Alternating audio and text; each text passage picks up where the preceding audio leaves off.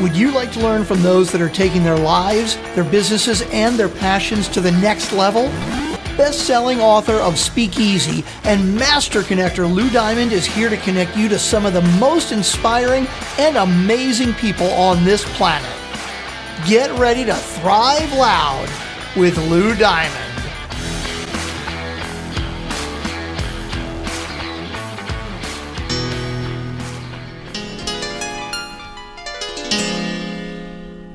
At first I was afraid, I was petrified, kept thinking I could never live without you by my side. But then I spent so many nights thinking how you did me wrong, and I grew strong, and I learned how to get along. So now you're back from outer space. Welcome everyone to another spectacular episode of Thrive Loud with Lou Diamond, connecting you to the most inspiring and amazing people that are thriving each and every day.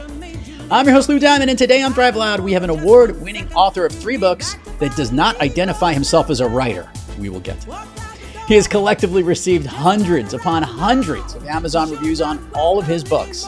He's a speaker and book launch strategist that coaches business authors to build launch teams that lead to referrals and build their pipeline that lead prospects to an offer. He's got a funnel, folks. That's what we're going to talk about. He's the founder of the Biz Book Publishing Hub, helping entrepreneurs navigate the complexities of writing, editing, publishing, and marketing, and, basically all their stuff around their books, specifically their business books. Thrive Loud listeners and viewers, I want to welcome back my very good friend, Robbie Samuels. Robbie, welcome back to Thrive Loud. It's good to be back. It's been too long. It has been too long. We just realized Robbie was on Thrive Loud in April of 2020. Man, we were in it. That was like right in the thick of the podcasting, I was in the middle of my last big business shift. Yes. At that point, you would come out with your first book. That's what we were promoting. We also were in the middle of the pandemic, and you've had a lot of shifts since then. So let's do this. Let's do a little rewinding, bring people up to speed as to what you're doing now and why it became your gig. Before the pandemic, it's been over a decade teaching people how to network at conferences. And I did that on the side while employed. And then I finally left my day job where I was organizing fundraising events and doing major gift work. And I went full-time 10 years ago, January 2015, full-time into entrepreneurship and speaking. But I wanted to find a new audience. I didn't want to keep selling to nonprofits and nonprofit boards and foundations. So I launched a podcast, which I'm still hosting a variation of it today. My first book came out, Croissants versus Bagels, which is about networking at conferences, not bakeries. And that was 2017. Group coaching program. Then I hired a coach and she said, do Harvard Business Review articles and TEDx talk. And then the TEDx talk came out in January 2020, and I was poised to be an overnight success. 10 years in the making. 2 months later, no one needed to know how to network at events. We were all at home. March 13th, 2020, I hosted my first virtual happy hour. November 2020, I had a thriving new business, all new revenue streams. I had become a virtual event design consultant and an executive Zoom producer. I had a certification program. And in October of 21, I published a book about how I turned that all around. And it's based on the fact that I'm a business strategist and a business coach, and I treated myself like a client. And then I finally published my third book about how to leverage Zoom for transformative events in March 2023 on the 3rd anniversary of my first virtual happy hour. And a year ago or so, my friend and mentor and sometimes coach Dory Clark, we were at a dinner in New York City, awesome. And I was lamenting the fact that 6 months after publishing my third book, it was stuck at 247 reviews, and that I'd gotten 240 Amazon reviews within a month of the book coming out. And now I couldn't get the last 3. And I just really wanted to say over 250.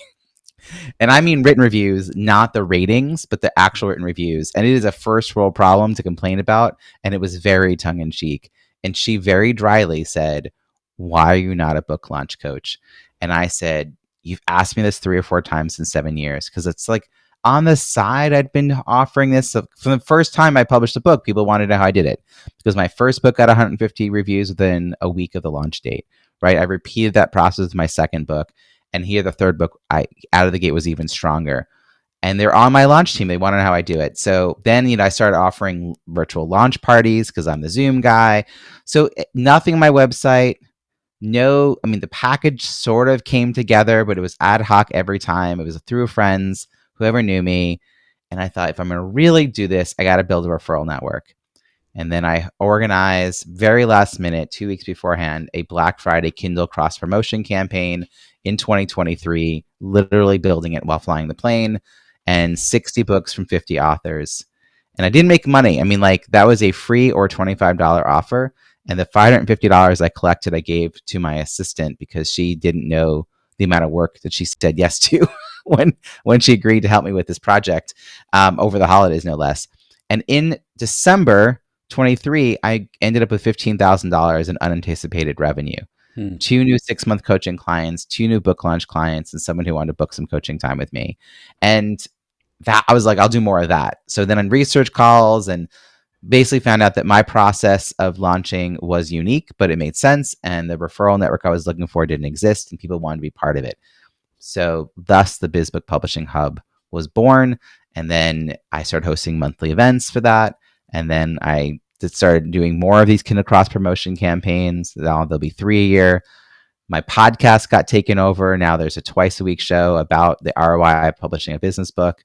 So it's like, and the revenue's coming, but also the pipeline's been built, and people are like very much lining up to ask me questions and to invite me to speak about, why they shouldn't chase the almighty #1 bestseller ribbon and what they should be doing instead. So that's about as much of a nutshell as I can give you, Lou.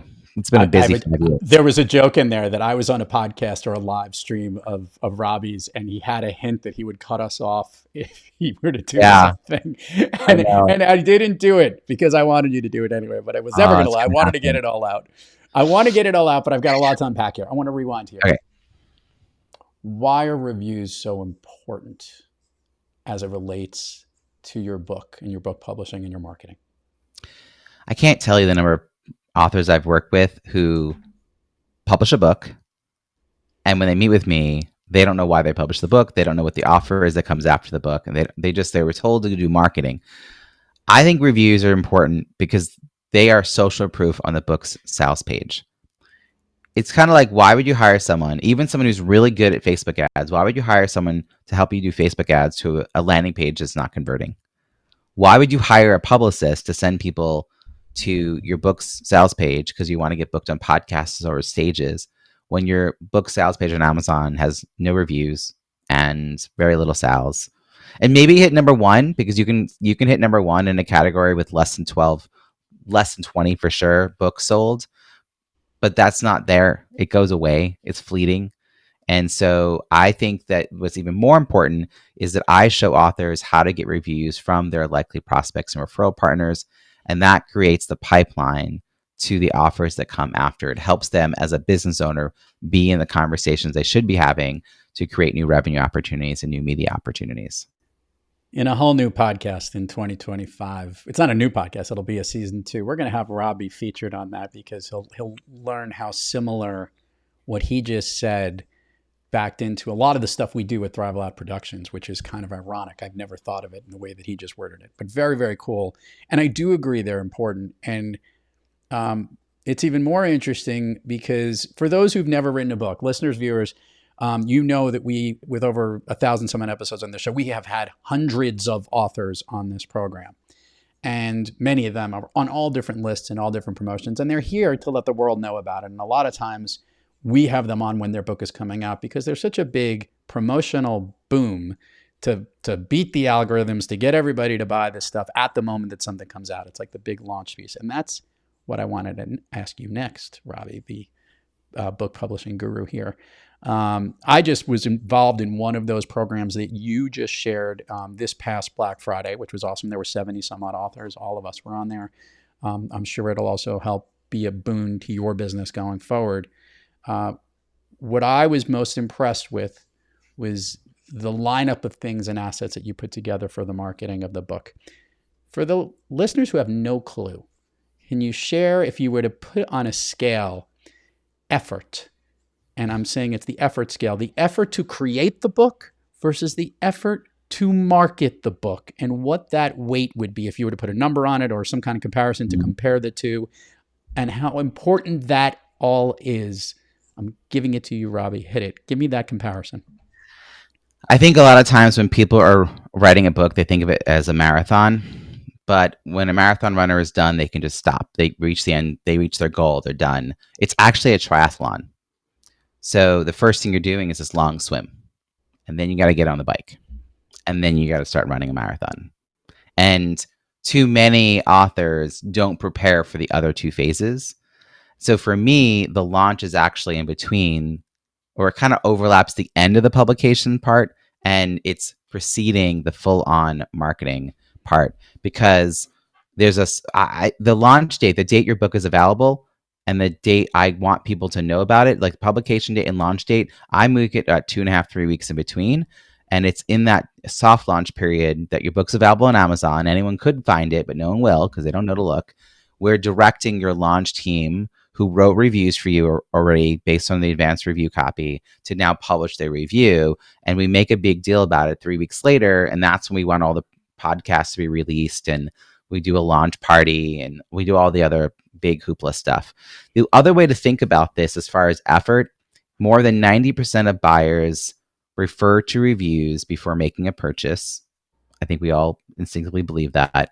And way less than 10% of us regularly write reviews.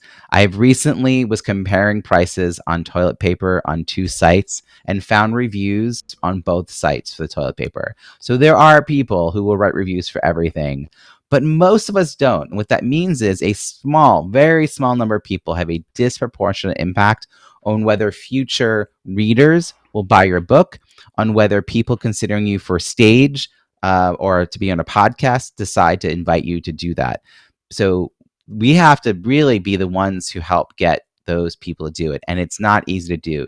So the effort is actually more in a way than writing, because the writing part, hire the help, get the support you need to get the ideas out of your head.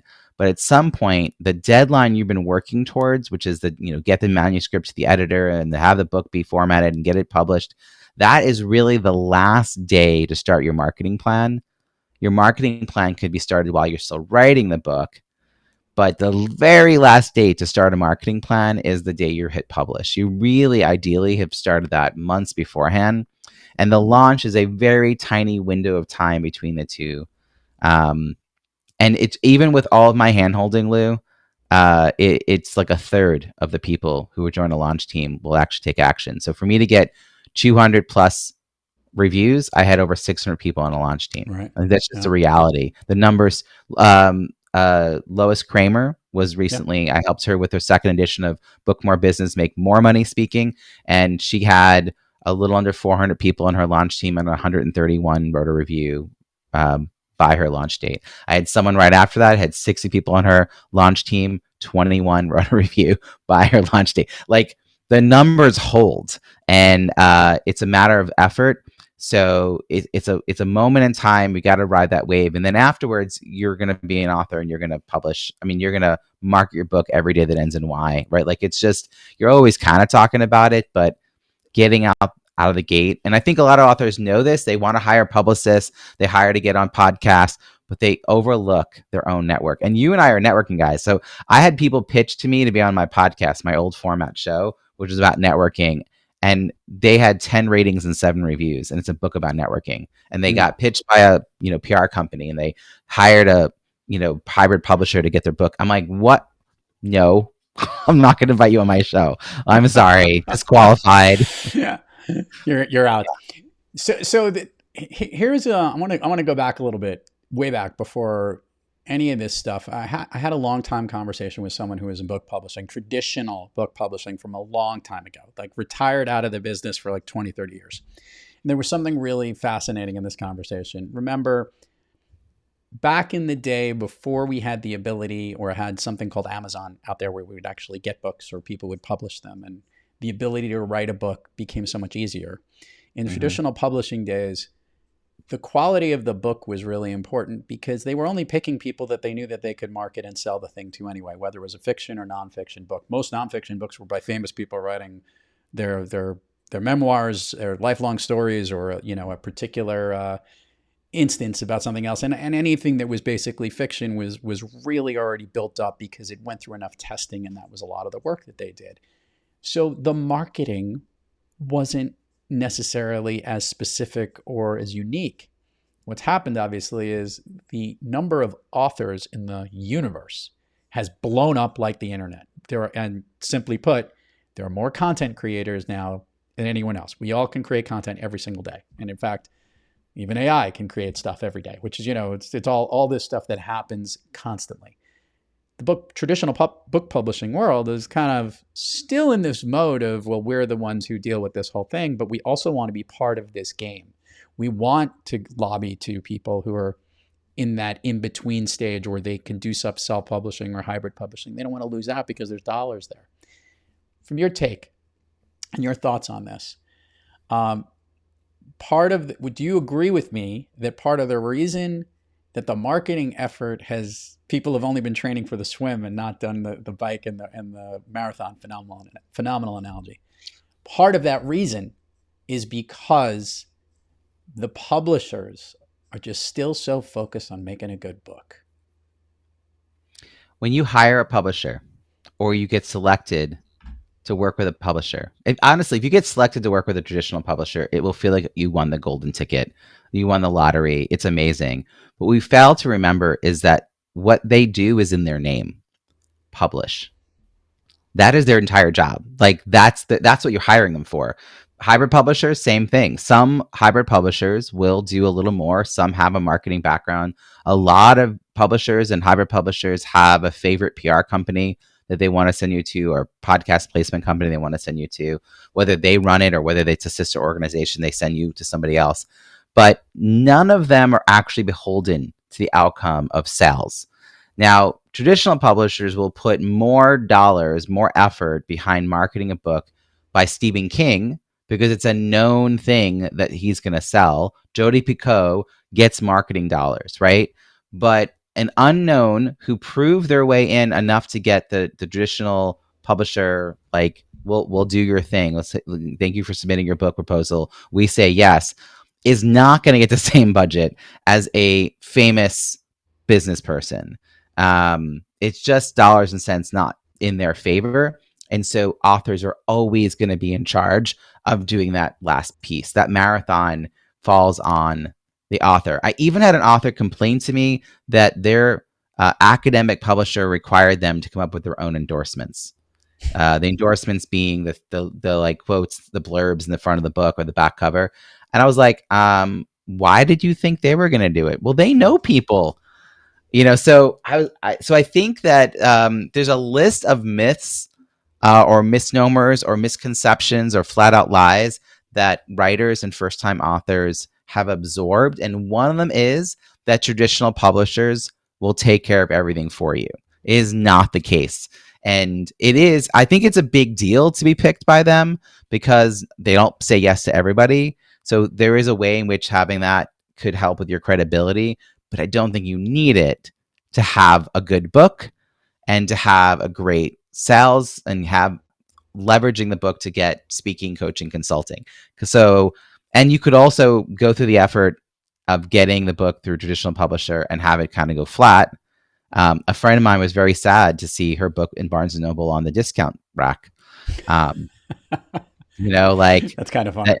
It's a sad thing. It was in Barnes & Noble, but it's 20% off,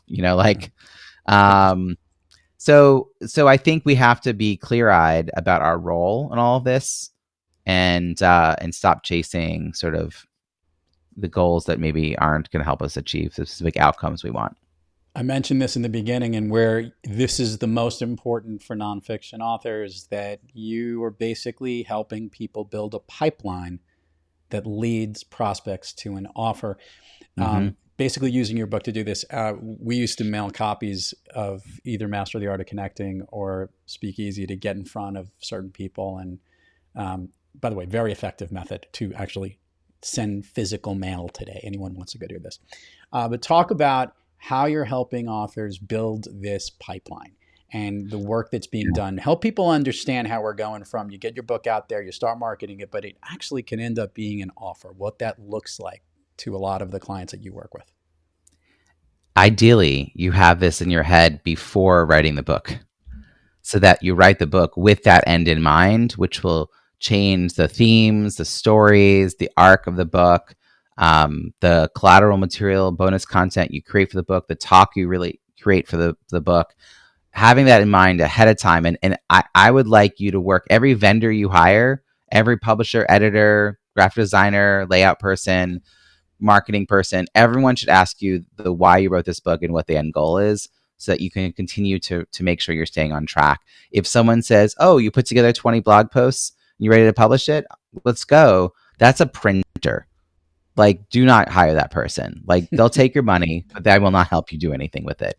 So I'm a big fan of having that all figured out. And the way I do it is I help authors identify likely prospects and referral partners from within their existing network. And then they invite them into a launch team. And then we run a series of emails to nurture them, hyper personalized at scale. So if you were invited to, here's the advanced review copy, here are the 4 prompts to write a review, please submit it in the next 2 weeks via this Google form. Lou, if you are on top of your game and you're like, got it done in 2 days, you will not get the 2 reminder emails that will come out the next week and a half, right? If you're busy traveling and living life and it slipped your mind, you'll get a couple of nudge emails leading up to that deadline. And so the people who've gone through my process, both for my launches and my clients' launches, they feel held. They're basically setting an intention to do this, to write the review. They're not added to the list. They are invited onto the list. They opt into the list. They have to like answer a whole Google form. It's like not just name and email. And then if we're seeing that our job is to help them follow through with their best intention. And when they do, they're going to feel great and we're going to feel great. And even with all that handholding, and we collect the reviews separate from it being live on Amazon, and we guide them through the publishing and all this stuff, 150 people will yield 50 reviews by a specific date. And then probably another 20 or more will come in over time, which is not bad. I mean, like, I aim for 50 for my clients because it separates them from all the people who didn't even try. To get over 20 requires some level of effort, but 50 requires a system. And that's you've shared this with me. Share with the listeners and the viewers. Why is that threshold of over 20? What's going on in the algorithmic world, or whatever it might be, as it relates to the reviews, and why that number is actually an important one? So there's a couple of things. We don't know the exact algorithm for Amazon, but if you get over 100, Amazon starts doing amazing things for your book that you don't even know to ask for, like listing it in a little sidebar on categories, emailing it to people saying you might want to buy this book. Like, when I got emails from my friends saying your book got forwarded to me from Amazon saying I should buy it, I was like, what? Like, this is not paid advertising. This is what they do to push out books. If you get over 50, it clearly distinguishes you from all the people who really made very little effort. It also means you've got some groundswell. You're going to have better sales because of that. And it means you've actually put a system in place to get those. You can get 20 reviews with a half-hearted attempt at getting reviews. It takes effort, but you can pull it off. Unfortunately, most people who are doing this are getting reviews from friends and family. And friends and family do not create a pipeline because they don't need you. They don't have a budget. They don't have anyone to refer you to. The over 20, though, is important because a lot of people just hit publish and they have 7, 10 ratings, which is the stars, and a handful of written reviews. And if like you and I are both speaking on the same topic and we both pitch the same organization to be their keynote and we both are authors, but I have 58 reviews and you have 8, like, that's enough to edge me forward for consideration. So I think of it as ongoing social proof, way beyond the number one bestseller ribbon being there, because that stuff's fleeting and gone. This stuff stays there. But I do personally, now I'm like 200 out of the gate. Like, that's the goal. And my next book, I hope this goes really well, because my next book is called Don't Just Hit Publish, Launch Your Book, An Entrepreneur's Guide to Reviews and Revenue. So it has to have reviews. It'd be really such a shame, Lou. That literally is like the ultimate. What is the title of this book and the subtitle? He's literally shameless and saying what you need to type in. Let's hit this. This would be your fourth book. You don't consider Yeah. yourself a writer. This is Mhm. something I did in the opening. What do you consider yourself as, Robbie? I mean, I think I think myself as a strategist, a coach, a guide, a convener. I like to gather people. The writing is just not my first preference for communicating style. Like, it's not my first communication style. I do video responses to clients over typing things out all the time. Writing no longer is a painful process. It's no longer a scary process. I have an approach that works for me, but I can't say that I go to conferences and leave with like 2 words written down in a notebook. Like, I'm not that person. And yet I can tell you what I heard, and I can reference it, and I can, you know, in Zoom, same thing. I'm the one who's copying things and put it into chat just to like help everyone else out, but not because I'm trying to take notes. So I just not my forte, but it doesn't stop me. And I think it shouldn't stop anyone else. I also had this belief, Lou, when I was getting started writing that first book. Everyone told me the right way to write a book is to wake up extra early. That's not in my vocabulary. Like, I wake up exactly when I need to. I alternate mornings with my wife so we don't have to both get up every day to help our kids get ready for school. I'm not doing that. So I wrote my books all between 9 o'clock and 11 o'clock at night, maybe even 1 o'clock in the morning. And I want to share that because there's more than one way forward. I also did a lot of videos that I transcribed. I created talks that I then transcribed. I did PowerPoints that I then pulled the content from. I asked questions on social posts and got content from that. And my first book, I kind of tricked myself into writing it. That's not a big issue anymore. Like, this next book, I'm just got started last night. It's going to be out in April.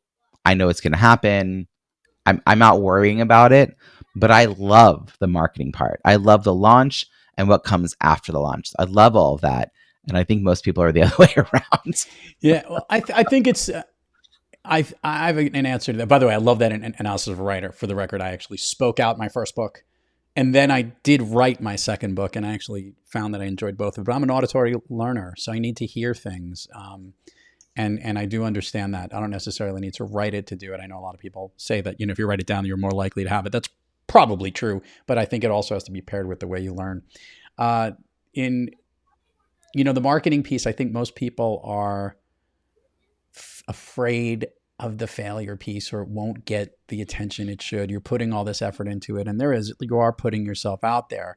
I think, though, for those who are listening, I'm just bummed Robbie wasn't in this business when I did my first book or my second book. I did it before all that. Although technically we're still marketing this book every single day. So, there's always a way into this. It's important.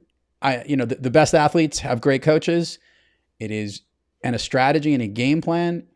No matter how good of a writer you are, you're probably not also a really good writer and also a great marketer. It's very hard to pair those two together. Get the help you need for those who are at that process.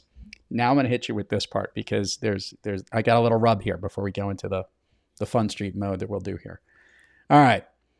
I get hundreds of inquiries. Listeners know this. Hundreds of inquiries from authors who have just launched their book to come on this very popular podcast program that you're on. Now, we've been doing this for it'll be 8 years in May. We've got over 1,000 some odd episodes. We are lunatically crazy as it relates to promoting the stuff because we figured out some formula and we're really good at producing great content. But the number of authors that are coming in, they're all coming in pockets because there's still these windows of time that people are supposed to be launching books. If I'm going to summarize this really good, usually it's like beginning of the year, sometime in spring, and then September, October, that early window there.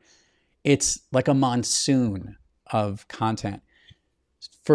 Since promoting and marketing your book is something you should be doing every day that ends in Y, why are people like myself and other podcasters getting bombarded all in these pockets of the year? Why haven't they figured out it's every single day or spreading it out? And why did they feel it matters so much? Where does that all come from? I think that people have to get the support they need. And when they hire someone, that person they hire often has a formula that they want them to stick to. I had one client who worked with a Harvard publisher. I said, well, since we're doing your launch, like, let's not hit publish until after this holiday weekend. But the publisher went ahead and published it. Why? Because they were going to be on vacation over the holiday weekend. And they published it on Wednesday before the holiday weekend. And I was like, but we're doing this whole other thing. So some of it is not in the author's like interest at all. It's literally when the publisher feels like they can do a little bit of promo push. So that's one thing. The other is, I think that there is a reason to not, I want to answer your question a little differently. There are times of the year to not publish. And one of those would be right at the end of the year, I would say. Actually, the major one is, I think the only reason to publish after November 1st is if the book is a gift book that you could really make a marketing plan to sell it to people who are going to buy it. Maybe you can kind of maybe squeeze up until Thanksgiving in the US, like late November. But really, like, why are you hitting publish in December? Your book's going to be an old book in January. So I've heard that. Now, if that's going to somehow stop you from having momentum, go hit publish, right? Like I'm not going to like tell anyone there's never really a horrible day to do it, but there are better days. My books have come out all kinds of times. Like my first one was July because I was working on it in the spring and I delayed my publication date when I realized I needed a marketing and launch plan, and it pushed it out, and I wasn't going to push it till the September.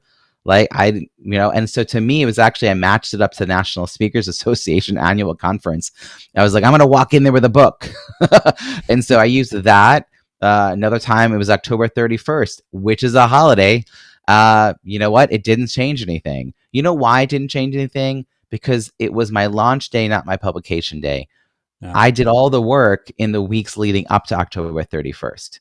So nobody needed to do anything October 31st except for commenting on my social posts. The party was November 1st.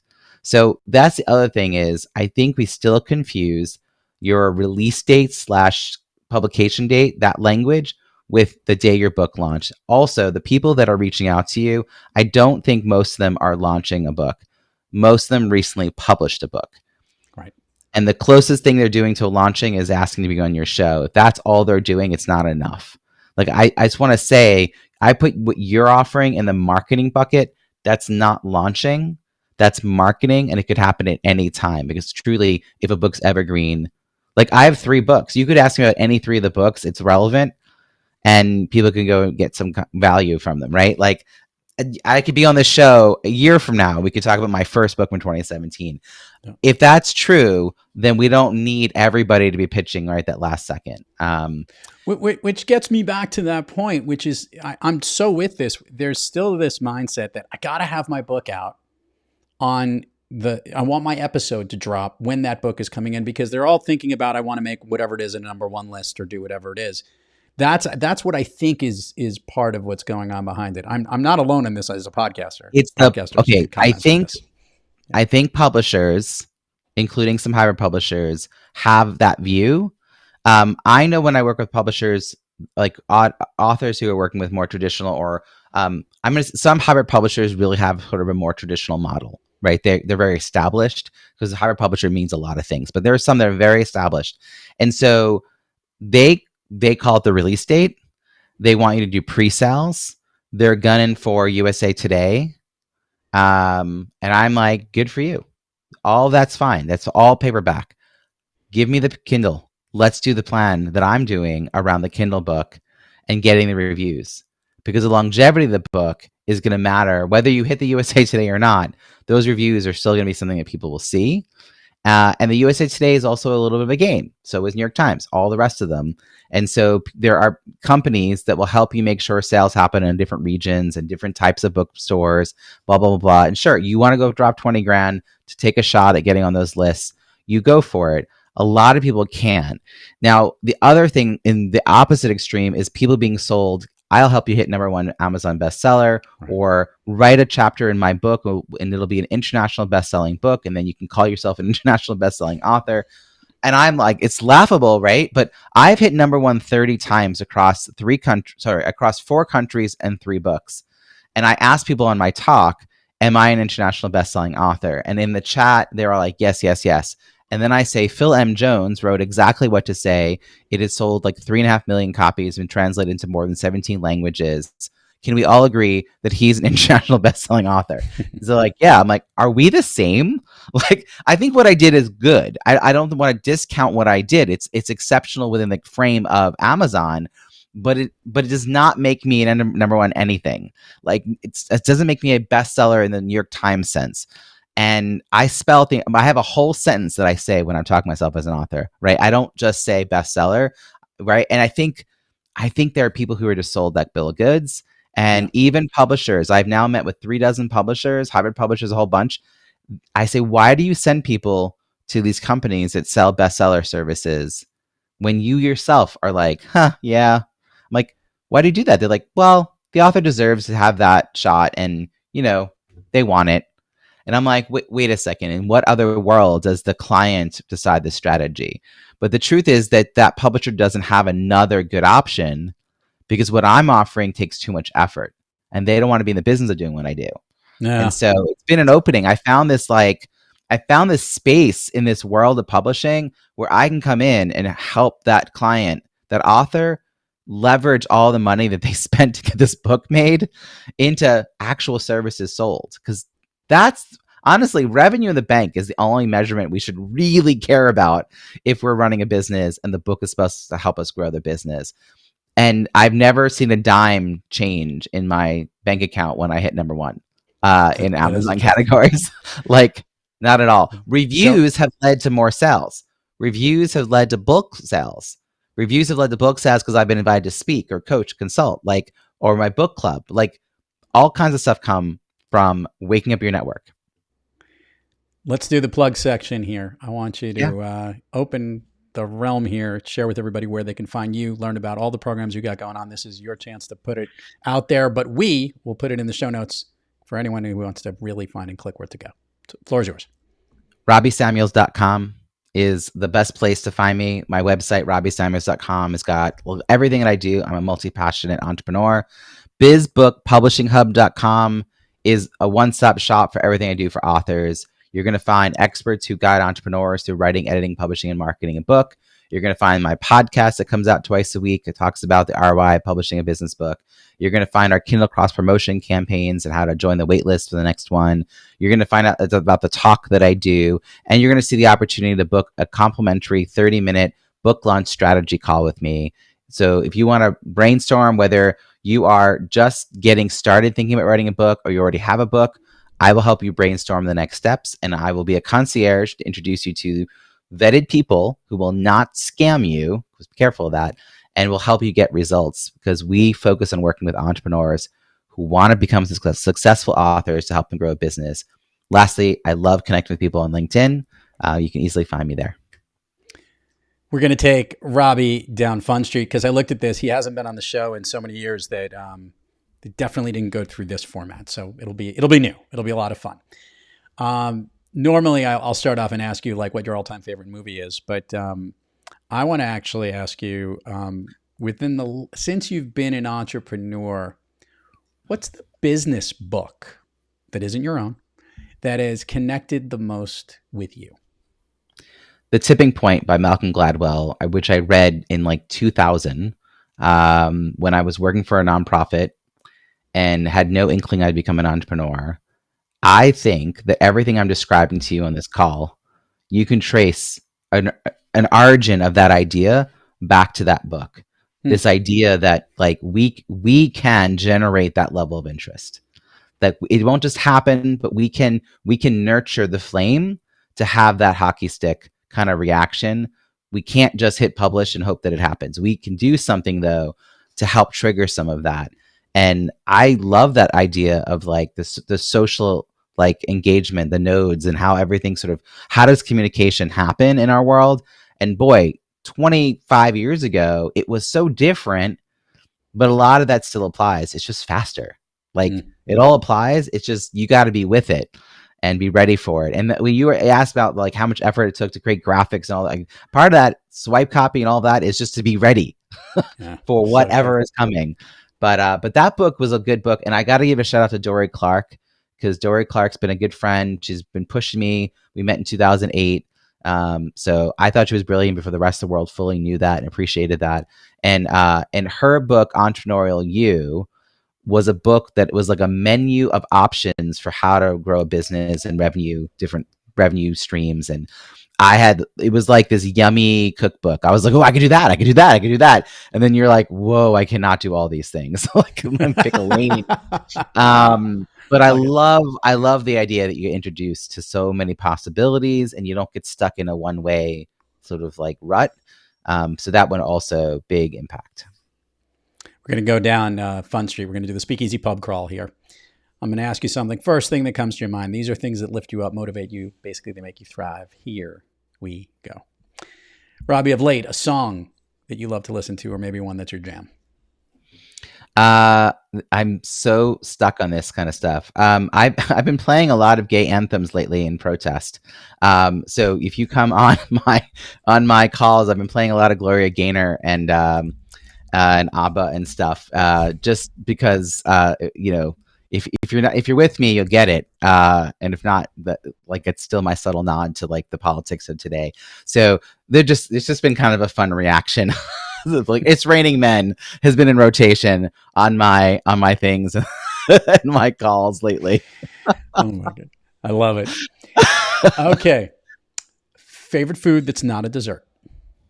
I'm going to be really roasted cauliflower. I'm eating really healthy and clean right now.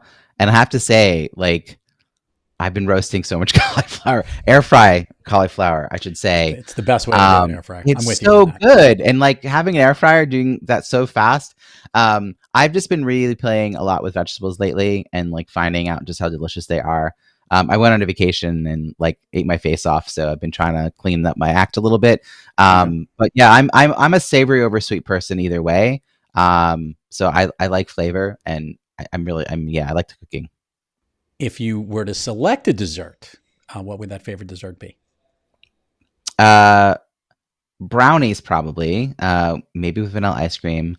But there's that Brownie Bites, the like company that has like the brownie, like the little sheets, the like little squares. That's like the edges of the brownie. Oh, what an impressive marketing ploy. I know the guy that invented that, or I know the guy that markets that. He didn't invent it, but I know that it's literally. That's amazing. I think I got the name wrong for the thing too, but that idea of like, what's the piece that you most like? It's the part you love the corner and the ends, and this one makes all the ends. It's the greatest. It's such a good. That's a go-to. An activity you wish you did more of? Well, I've been wanting to work out more, but I'm actually doing that. I'll say hang out with my kids and do more family time, but we're about to do more of that for the vacation. So yeah, they're 7 and 9 and like love their electronics. So us finding ways to spend time with them. An activity you wish you did less of? I'm pretty good at choosing my life, so nothing is coming to mind. I feel like I'm so fortunate. I've been in this like entrepreneur game such a long time that when I don't like something, I'm like, my boss is such a jerk, and then I realize I am my boss. So I've had moments where I overstuff my calendar, and I definitely have that happen more often than I'd like. So that's I'd like to do less of that, where I don't have enough. I have all the things I want to do, and I'm meeting. So I think that would be an answer: is to do less busy and more focused activities. A new activity, one you have recently tried that you like so much you want to tell all our listeners and viewers to try. I recently went snorkeling for the first time in a long time, and I would totally say do it, but I did it when I didn't have my contacts anymore, and I saw one yellow fish. So my plan is to do more of that because my wife loves it. My kids ended up really liking it, but I'm going to find a way to get some goggles that will allow me to see more than one yellow fish because it was a lot of fun. It was really fun to float around and just see stuff. Mostly I saw browns and grays, but other people are telling me it was gorgeous. If I could snap my fingers and Robbie Samuels could be anywhere in the world, where is he? Ooh, I'm probably in a dinner party that I've gathered people somewhere in some major city. It's almost unimportant to me what city. I organize dinners when I'm traveling, wherever I go. You're the extrovert's extrovert is really. I want to go to. Okay, so I recently learned how to say the name of the city correctly. I want to go to Toronto and organize a dinner because I know so many entrepreneurs there that I'm like, oh, I really got to go there and get everyone together. I am an extrovert's extrovert, but I also will say this exact plan works for introverts because you only have to gather, a few people that you handpick. It's a structured space. It's over at a specific time, and you can do it once a month and grow your network. So I happen to be really, really into the socializing, but I like this kind of thing even more than just like big meandering. I mean, I'm the guy who talks about networking at events, but I also really like the structured spaces. So I'm a big fan of any networking event that doesn't stick you on a boat. And it really hasn't to do with the fact of rocking or anything like that, but it means that once the boat leaves, you're stuck there if you can't get out. I'm a big, you need optionality. I'm just saying. You need an option out. I like that. The last piece here, I want you to give a message we have a lot of entrepreneurs who listen to this program. Listen, I will tell you, Robbie, if you haven't been able to figure out, he knows his shit solidly. He knows it. He understands this space so well. But more importantly, he's got the right focus, which is this is all about putting money in your pocket. Message to the entrepreneurs who've written a book, or thinking about writing a book, or doing whatever, how they should go about it. Obviously, they know where to reach you, but your message to them. Yeah, my message is to get really clear about the why behind it. If you're writing a book just because you think you should have a business card, that's not enough to make it a success. And a lot of speakers that I know, that's why I first writing my first book. But there's this moment you realize that it's a good book and you want people to read it. So if it's about impact, then you need to have an audience figured out first.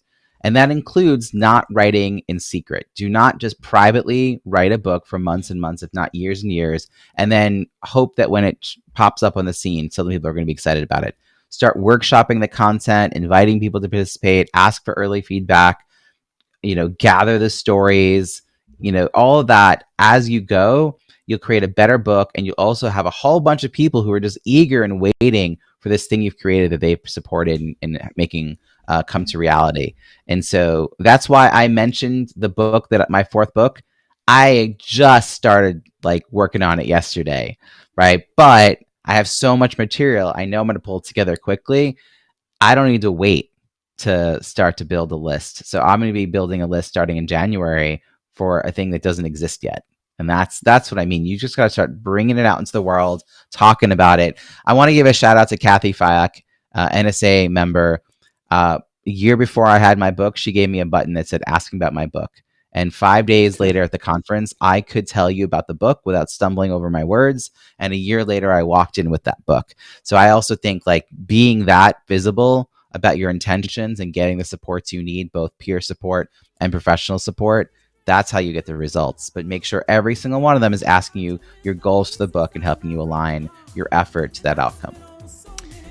Robbie Samuels, great to have you back on the program. Great to connect with you here, man. Thanks for coming on the show.